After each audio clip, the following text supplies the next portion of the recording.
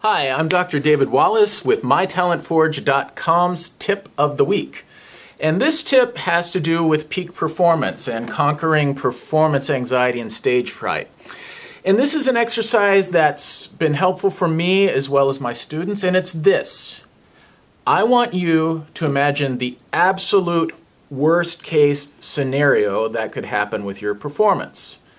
You see, oftentimes when we're nervous about a performance, it's really about the consequences that could happen, potential negative consequences, not about the playing itself for the most part. And so if you think through what's the worst possible thing, okay, we screw up, we make a couple mistakes, we're embarrassed, someone looks at us funny or says something negative, a critic writes a nasty review, those sorts of things. Yeah, those are bad. They make us feel bad, and they're not things that we want to have happen. But in the long scheme of things, the people who have unconditional love for you will still have unconditional love for you. Your dog will still greet you when you come home and be very excited.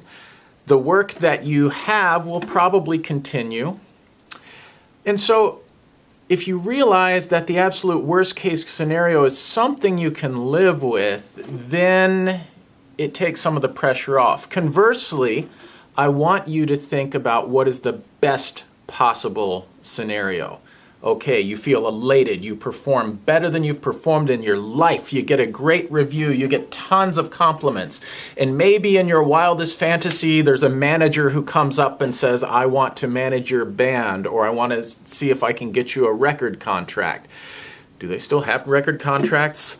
So in any case, my point is, the good stuff is still not going to make a difference on unconditional love. It's still not going to make a difference in your pets. And in most cases, it's not going to make a big change in your life. Now, granted, sometimes there are very critical situations and the audition is contingent on getting a job, or sometimes there may be a great performance that turns into a big break.